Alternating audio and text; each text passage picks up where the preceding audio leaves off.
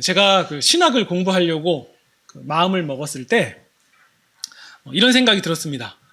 아, 하나님이 나를 인도하고 계시는구나. 근데 굉장히 막막했어요. 신학대학원 준비는 어떻게 해야 되는지도 하나도 모르고요. 또 성경은 어떻게 공부해야 되는지, 또 다른 과목은 어떻게 준비해야 되는지를 전혀 모르니까요. 이게 매우 난감한 상황이었습니다. 근데 그런 상황 가운데서도 한 가지 확신이 있었어요. 아, 하나님이 나를 인도하고 계신다. 네. 그때만 해도 저는 그 선교사를 꿈꾸고 있었거든요. 그러니까 마음의 동기도 굉장히 순수했습니다. 그래서 신학대학원 준비하는 사람들이 모여서 이렇게 대화하다 보면요, 이제 그런 얘기해요. 아니, 어떻게 하다가 신학 공부하기로 결정하셨습니까? 네, 이렇게 물어보면 제 대답은 이랬어요. 아, 저는 선교사 되려고요. 네. 그 대답만 봐도 굉장히 순수했어요. 제가 선교사가 돼서 뭐 대단한 재산을 벌고 해서 뭐 의리의리하게 살려고 했겠습니까? 제 마음의 동기는 굉장히 순수했고 뭐 의심의 여지가 없었죠. 그래서 다니던 직장을 그만두고 이제 신학교 시험에 전념을 했어요. 눈 뜨면 아침에 도서관에 가서 그 성경책 붙들고 씨름했습니다. 그러면서도 마음에 한 가지 그 확신이 있었어요. 하나님이 나를 인도하고 계신다. 네. 근데 사람들이요, 시험 날짜가 다가오니까 이런 얘기를 하더라고요. 경쟁률이 4대1이래, 5대1이래. 네. 더 높을 수도 있어. 네. 근데 저는 그런 얘기를 들어도 마음에 요동이 없었습니다. 아, 하나님이 나를 인도하고 계셔. 네. 그리고 시험날이 됐습니다. 저는 경건한 마음으로 시험을 치렀고요. 그래서 시험장에서 나오면서 저는 이 합격을 확신했습니다. 아, 이렇게 공부해서 합격하는 거구나. 네. 그리고 일주일 후에 합격 여부가 발표가 됐습니다. 불합격. 네. 불합격이래요. 제 수험 번호를 몇 번이고 쳐봤어요. 불합격. 네. 그 앞이 노래지더라고요. 제가 지금 웃으면서 얘기하지만 그때는 정말 웃을 수 없는 상황이었어요. 아니, 다른 시험 떨어진 것도 아니라 신학교 시험을 떨어졌다? 이거 체감하기에는 뭔가 하나님의 심판대 앞에서 너 구원 아니야. 이 얘기 들은 느낌인 거예요.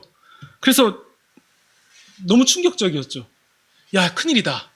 사람들이 내가 신학교 시험 본 거를 다 알고 있는데 교회는 어떻게 가지? 사람들이 물어보면은 이거 뭐라고 대답을 해야 되지? 그리고 난 이제 어떡하나? 도전을 한 번 더 해야 되나? 네. 여러 가지 생각으로 이 마음이 되게 복잡했습니다. 근데 그 중에서 가장 이 난감하고 혼란스러웠던 점은 따로 있었는데요. 이 점이었죠. 하나님이 나를 인도하고 계신다라는 확신은 착각이었나? 혹시 하나님이 나를 인도하고 계신다는 그 느낌은 그냥 내가 만들어냈던 허상 같은 거였나? 네. 이게 제일 저를 힘들게 하는 거였어요. 그러면서 순간 이 하나님에 대한 이 원망의 마음도 좀 들었고, 하나님이 너무 야속한 분으로 느껴졌습니다. 이런 마음이었죠. 아니, 하나님, 제가 뭐 신학교 들어가서 뭐 저 잘 살아보려고 한 겁니까? 그래도 나름 제가 하나님의 일을 해보겠다고 결정한 건데, 아니, 이거 도와주셔야지. 이거 제게 너무하신 거 아닙니까? 네. 그때는 그런 마음이 있었어요. 그런데 오늘 우리가 읽은 본문에도요, 그와 좀 비슷한 상황이 보여집니다. 물론 비견할 수는 없는 일이지만요. 우리가 그동안 나눴던 모세의 얘기를 한번 간략하게 살펴볼게요. 히브리 남자가 태어났을 때 그때 바로 왕은 어떻게 했습니까? 남자가 태어나면 다 죽여라. 근데 그 박해를 피해서 극적으로 목숨을 지키게 된 자, 그 사람이 모세입니다. 운이 좋게 이 바로 왕의 딸, 그러니까 공주의 아들이 돼서 이집트의 왕자가 된 거죠. 그러면 그는 이제 세상 부러울 게 없는 사람입니다. 그냥 그렇게 살면 돼요. 근데 모세는 자기의 동족에 대한 어떤 특별한 마음을 갖게 되는데, 그러니까 하나님의 백성, 곧 동족을 향한 마음을 드러내려다가 크게 실수하게 되죠. 그러면서 이 바로의 그 위협을 느끼게 되고, 또 동족에게도 지지를 받지 못하게 되면서 광야로 도망가게 됩니다. 그러니까 뭐 바로왕한테도 버림받았고 동족에게도 버림받은 거예요. 그러니까 생각해 보니까 자기는 아무것도 없는 거죠. 다 포기한 상황이 됐습니다. 광야로 도망갔고 거기서 그냥 흘러가는 대로 살다 보니까 양을 치게 됐어요. 광야에서 양을 치다 보니까 뭐 말벗이 없었을 수도 있고요. 아니면 뭐 말할 일도 없었겠죠. 양 치면서 무슨 얘기를 했겠습니까?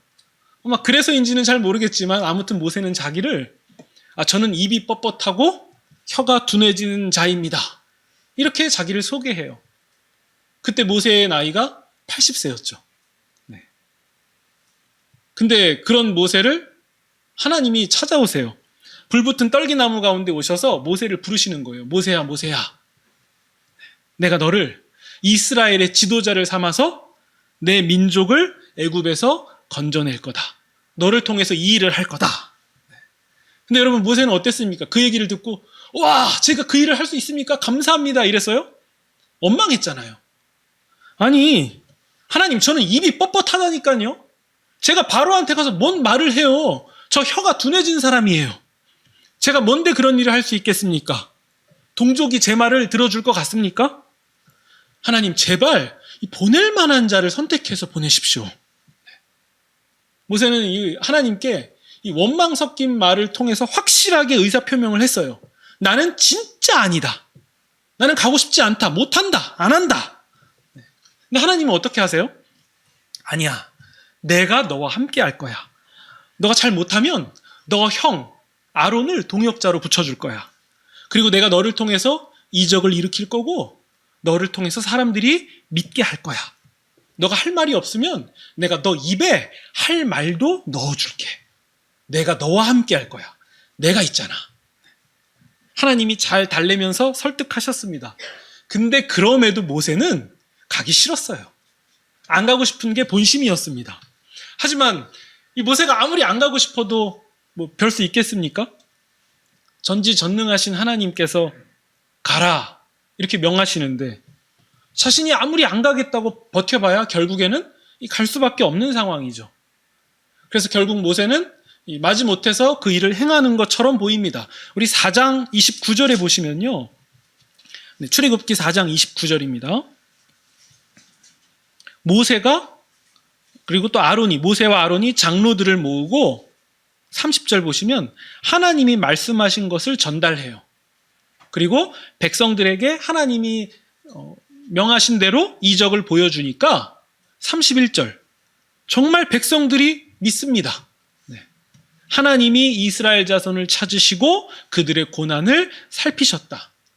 여러분 이게 얼마나 기쁜 일입니까? 그래서 이스라엘 백성은 이 사실을 확인하고서는 하나님께 머리를 숙여서 엎드려서 경배했습니다. 이때 모세의 마음은 어땠을까요? 좀 뭔가 되는 것 같긴 하네? 이런 마음이 살짝 들었을 거예요. 희망이 살짝 보였을지도 모릅니다. 그런데요, 이게 5장으로 넘어가니까 상황이 좀 이상하게 흘러가는 것 같은 거예요. 5장 1절을 보시면요.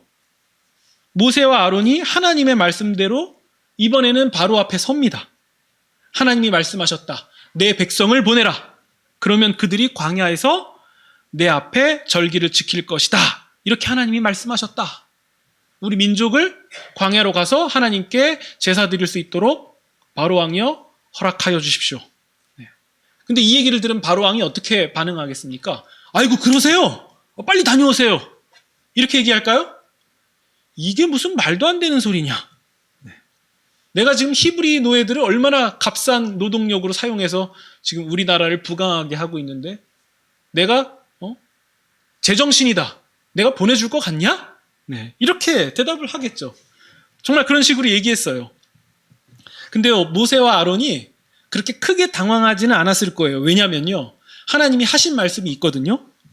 내가 강한 손으로 치기 전까지는 바로가 가도록 허락하지 않을 거다. 그러니까 바로가 안 된다라는 반응을 보이는 것이 아직까지는 모세에게 그렇게 큰 치명상은 아니었어요. 물론 염두하고 있었죠. 근데요, 5장 4절을 보시면요. 모세야 아론아, 어찌 너희가 히브리 백성이 일을 하지 못하게 방해하냐? 이렇게 얘기를 해요. 굉장히 고도의 정치적인 전략이었던 걸로 보여요. 그래서 바로 왕은요, 이 말 이후에 자기의 신하들을 불러서 히브리 노예들의 노역을 더 힘들게 만듭니다. 전에는 재료를 주면서 뭐 벽돌을 구워라, 만들어라 이렇게 했다면 이제는 재료를 끊어버려요. 그러면서 이전에 만들었던 생산량을 똑같이 맞춰라. 이렇게 명하는 거예요. 그러면서 바로가 이어서 이렇게 얘기합니다. 5장 8절 보시면요. 그들이 게으르고 일하기 싫으니까 우리가 가서 하나님께 제사를 드리자. 이렇게 말하고 있는 거 아니냐. 이거 다 게으르고 일하기 싫으니까 아니면 일이 할만하니까 이런 소리 하고 있는 거 아니냐. 네. 바로가 정치적으로 굉장히 계산을 해서 이런 말을 한 것 같아요. 그러자 어떤 반응이 일어나냐면요. 히브리 노예들이, 그러니까 히브리 백성들이 바로가 화가 났다라는 사실을 알게 됩니다. 그리고는 모세와 아론이 길을 가는 것을 보고서는 이렇게 소리칩니다. 21절이에요. 당신들 때문에 우리가 바로와 신하들이 우리를 미워하게 됐습니다. 당신들이 그들의 손에 칼자루를 쥐어준 거랑 똑같은 상황 아닙니까? 그러니까 이런 얘기인 거죠. 당신들이 그냥 가만히 있으면 그냥 적당히 그냥 일할만 하면서 살았을지도 모르는데, 아니, 그거 괜한 소리 해가지고선 지금 우리 상황이 이렇게 된 거 아닙니까? 아니, 재료도 안 주고 지난번과 똑같은 양을 맞추게 하면 이거 우리 죽으란 얘기 아닙니까? 이런 반응인 거죠. 근데 여러분, 오래 지나지 않아서 바로 직전에 이들이 하나님께 어떻게 했습니까? 하나님이 우리를 돌아보셨다. 하나님이 우리를 살피셨다. 엎드려서 경배하고 예배드리지 않았습니까? 근데 상황이 달라지니까 바로 이렇게 얘기해요. 너희들 때문에 우리가 이 상황을 맞이하게 된 거 아니냐. 그냥 가만히 있으면 될 걸 왜 괜한 얘기를 만들었냐. 이게 굉장히 아이러니한 상황이 온 거죠. 우리가 더 비참하게 됐다. 근데 여러분, 이건 이상한 상황이어야 돼요. 왜냐면요, 바로가 이스라엘 백성을 보내주지 않는 것은 하나님이 미리 예고하신 부분이니까 그거는 예상된 일이었다라고 한번 해봅시다. 근데 히브리 동족에게까지 원망의 대상, 미움의 대상이 되는 것은 모세와 아론이 예상할 수 있었을까요? 아니, 바로 만나기 직전에 하나님께 경배했잖아요. 우리를 돌아본다고. 근데 동족에게 이렇게 원망과 미움의 대상이 될 거라고는 생각도 못했을 거예요. 게다가 이거는요, 모세와 아론이 자기들이 회의해서 그냥 결론을 내서 그대로 행동한 게 아니라 하나님이 명하신 대로 그대로 행한 건데 맞이한 결과라는 거예요. 하나님이 하라는 대로 했는데 이 일이 일어난 거죠. 그리고요, 이것도 모세가 하나님 제가 하겠습니다 라고 해서 간 게 아니라 저는 못합니다. 보낼 만한 자를 보내세요. 저는 진짜 안 하고 싶다니까요. 이거 제 일 아니라니까요. 이렇게 하나님께 적극적으로 안 하겠다라고 하다가 어거지로 하게 된 일인데, 근데 이런 결과를 맞이하게 돼요. 그럼 이거 좀 이상한 거 아니에요? 좀 앞뒤가 안 맞지 않습니까? 이렇게 어거지로 가면 그나마 좀 잘 되는 일이 계속 보여야만 내가 용기도 좀 얻고 뭔가 하는 이런 상황이 펼쳐지는 거 아닙니까? 근데 나는 하기 싫은데 하나님이 하라고 해서 하나님이 말씀하신 대로 한 건데 이런 일이 일어나요. 그러면요, 왜 일이 어그러졌는가? 왜 상황이 이런 결과가, 이런 전체적인 이런 느낌이, 이런 결과가 나오는 건가? 네, 이 부분을 모세도 고민했을지 모릅니다. 하나님이 말씀하신 거니까 그대로 하면 모든 게 잘 되고 만사 형통하고 감사할 일만 계속 일어나야 되는 건 아닌가? 근데 왜 그것과 다르게 펼쳐지죠? 왜 더 힘들어졌죠? 왜 백성들의 상황은 더 괴롭죠? 왜 모세와 아론은 원망을 들어야만 했죠? 22절 보시면요, 모세가 여호와 하나님께 돌아와서 하나님께 호소합니다. 주여, 어찌하여 이 백성이 학대를 당하게 하십니까? 왜 이전보다 더 최악의 상황을 경험하게 하십니까? 왜 저를 이리로 보내신 겁니까? 제가 안 가겠다고 했잖아요. 보낼 만한 자를 보내라고 말씀드렸잖아요. 23절. 내가 바로에게 가서 주의 이름으로 말한 후로부터 바로는 이 백성을 더 학대하게 됐습니다. 그런데도 하나님은 하나님의 백성을 구하지 않으십니다. 여러분, 모세의 반응이 어떻게 다가오십니까? 하나님께 너무 건방지다, 무례하다 이렇게 느껴지십니까? 아니면 하나님께 충분히 그렇게 말할 만한 상황이다 라고 보여주십니까? 저는 후자 같아요. 하나님께 그렇게 말할 만한 상황처럼 보여요. 아니, 모세니까 적당히 이 정도로 끝났지, 저였으면 더 무례하게 했을지도 모릅니다. 하나님이 심술궂은 분일까요? 하나님이 하라고 한 건데 왜 술술 풀리지 않죠? 자원한 것도 아니었잖아요. 하나님이 떠밀어서 나간 거잖아요. 우리는 이런 상황에서 한 가지 사실을 정확하게 짚어야 됩니다. 생각한 대로 결과가 찾아오지 않는 것은 모세가 하나님의 말씀을 덜 지켰기 때문이 아니라는 거예요. 하나님의 말씀을 제대로 따르지 않았기 때문에 이런 결과를 맞이한 게 아니라는 거예요. 모세는요, 하나님이 말씀하신 대로 준행했습니다. 그럼에도 결과가 나쁠 수 있다는 사실이에요. 우리는 이것을 그냥 그대로 받으셔야 됩니다. 아, 하나님의 뜻대로 그대로 해도 나쁠 수가 있는 거구나. 예측하지 않은 결과를 경험할 수도 있는 거구나. 좌절을 맛볼 수도 있는 거구나. 낙심할 수 있는 상황을 경험할 수도 있는 거구나. 당연한 얘기를 박 목사는 지금 왜 합니까? 이렇게 말씀하실 수 있는데요. 아니에요. 우리는요, 인생 가운데 원치 않은 일을 혹은 원치 않는 결과를 마주하게 되면요, 우리는 이렇게 생각하기 쉽습니다. 내가 혹시 하나님께 순종하지 않은 부분이 있어서 벌 받는 거 아닐까? 내가 혹시 하나님 말씀을 그대로 잘 따르지 않았기 때문에 이러한 슬픈 결과를 맞이하게 된 건 아닐까? 내가 아픈 것은, 내가 이렇게 된 것은, 내가 저렇게 된 것은 내 믿음에 뭔가 문제가 있어서 내가 잘못해서 이런 경험을 하게 된 거 아닐까? 이렇게 된 원인은 전적으로 나에게 있는 거 아닐까? 근데요, 그럴 수도 있겠죠. 그런데 항상 그런 식이진 않다는 거예요.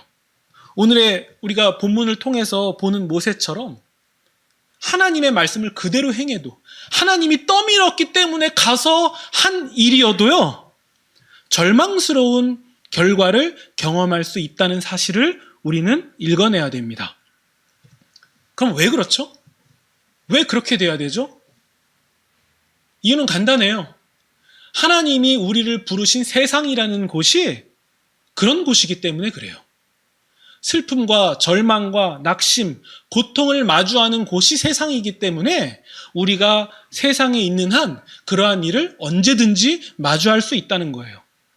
우리가 그런 낙심할 만한 상황을 겪는 것은 내 잘못 때문만이 아니에요.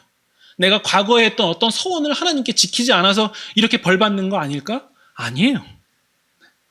하나님이 우리가 서원할 때 우리가 그거 지킬 수 없는 그 정도 수준밖에 못 된다는 걸 주님이 알고 계세요. 하나님은 전혀 당황스럽지도 않고 우리가 그렇게 했다고 보복하시는 분도 아니라는 거예요. 하나님이 우리를 불러주신 세상이라는 곳이 그런 곳입니다. 실패와 좌절을 맛보는 곳이에요. 낙심할 만한 일이 우리를 지금도 여전히 기다리고 있는 곳이기 때문에 그렇습니다. 모태신앙이고 내가 열심과 특심으로 예수님을 잘 믿는다 해도 그래도 병에 걸릴 수 있는 겁니다. 예수님 믿으면 병이 다 낫는다고요? 아니에요. 안 나을 수도 있는 거예요. 성경은 예수님 잘 믿으면 무조건 병도 다 낫고 사업도 다 잘 된다고 가르치지 않습니다.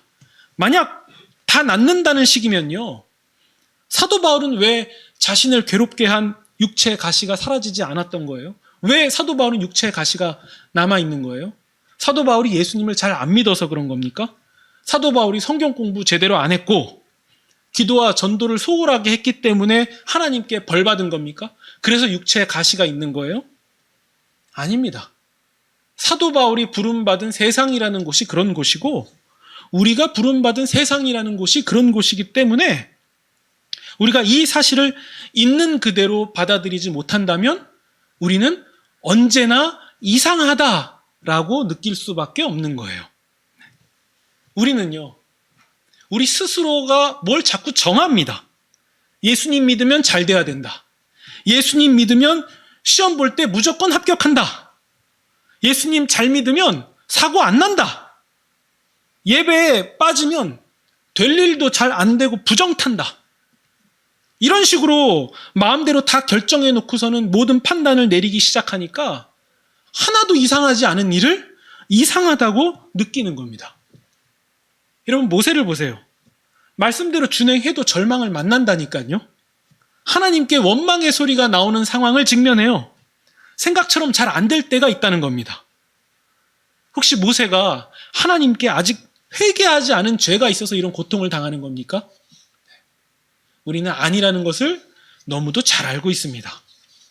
하나님의 말씀대로 살아도 절망과 아픔을 경험할 수 있고 사고와 질병을 만날 수 있고, 반대로 하나님을 모르고 살아가는 사람, 하나님을 싫어하는 사람들이 더 잘되고 무병장수하는 일이 있을 수도 있습니다. 세상은 이런 일이 얼마든지 일어나는 곳인데, 이런 일이 일어나면 안 되는 거라고 다 결정해놓고선 하나님을 그 틀 안에 자꾸 밀어넣는 것이 아니라 우리가 하나님이 정하신 틀에 나를 맞추는 것, 그것이 옳은 결정이고 바른 방향입니다. 예수님의 제자들도 그러했어요. 그물을 버려두고 예수님을 따라갔는데도 그들의 인생의 끝은 예수 믿는다는 것 때문에 죽음을 경험하게 되죠. 예수님도 마찬가지였습니다. 하나님의 아들로 육체를 입고 이 땅 가운데 오셨는데 사람들은 예수님을 십자가에 못 박았습니다. 예수님이 하나님을 향한 믿음이 약해서 그런 겁니까? 아니라는 것을 우리는 너무도 잘 알죠.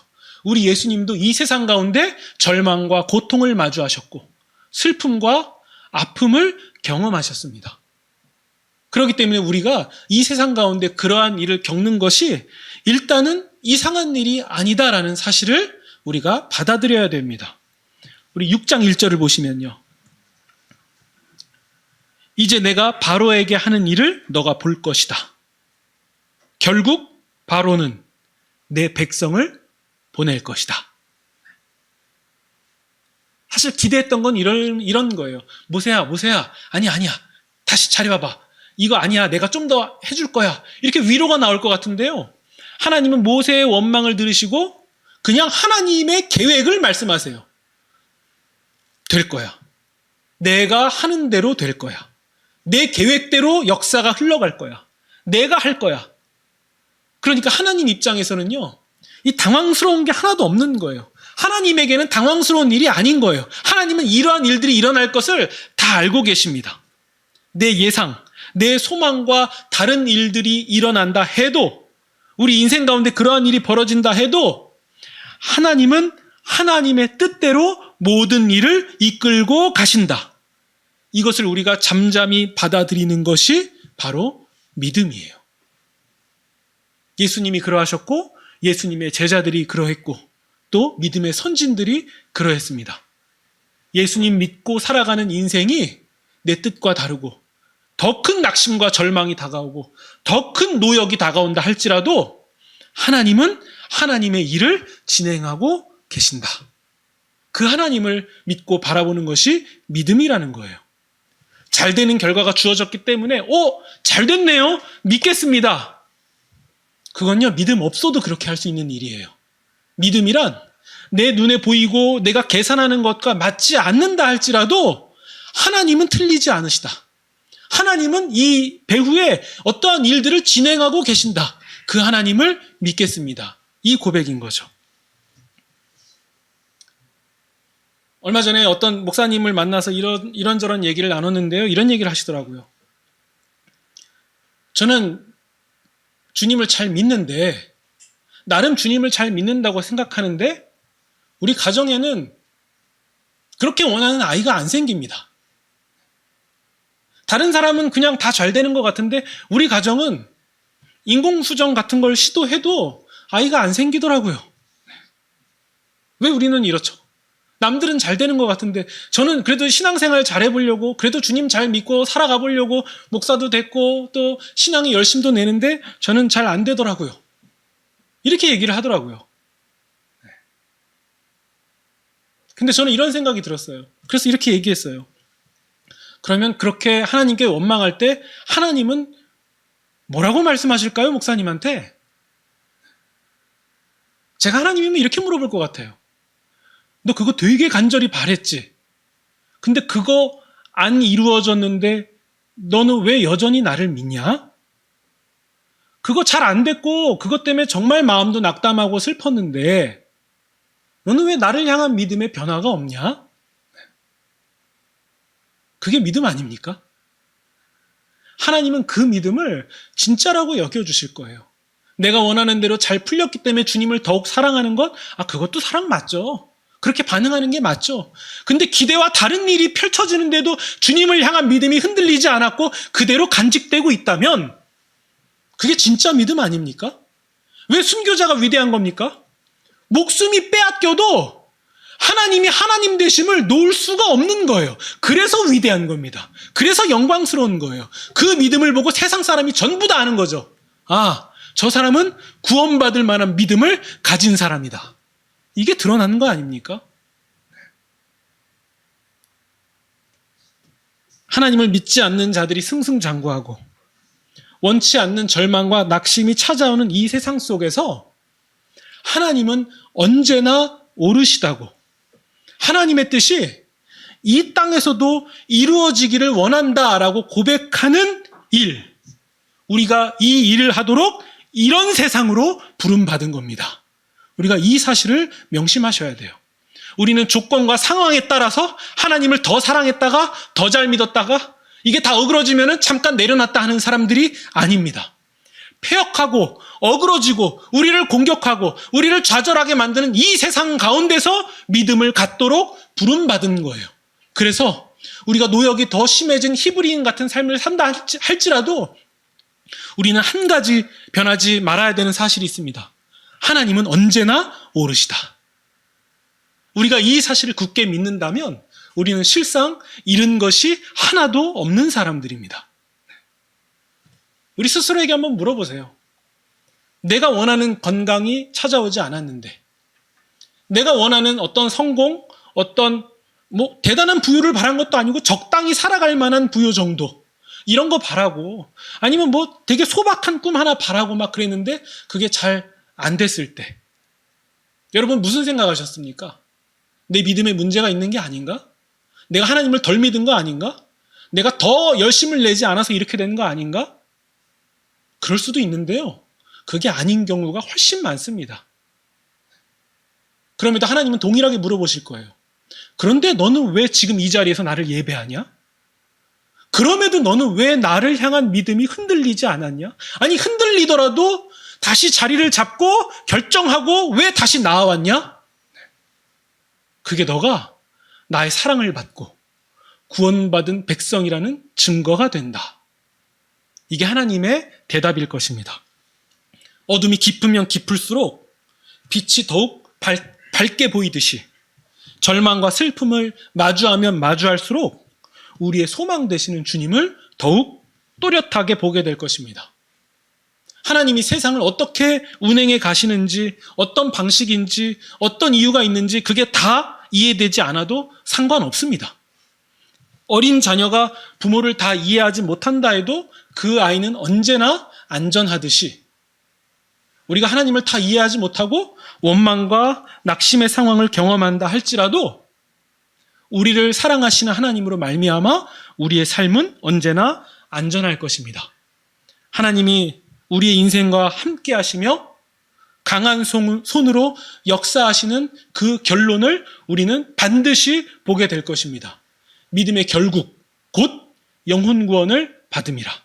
썩고 더러워지고 쇠하는 이 세상을 지나서 우리는 결코 썩지 않고 결코 더러워지지 않고 결코 쇠하지 않는 하나님 나라에서 우리 주님을 영광 가운데 마주하게 될 것입니다. 이 소망으로 지금 주어진 우리의 삶을 능히 담대하게 이겨나가시는 그런 저와 여러분이 되시기를 주님의 이름으로 축원드립니다.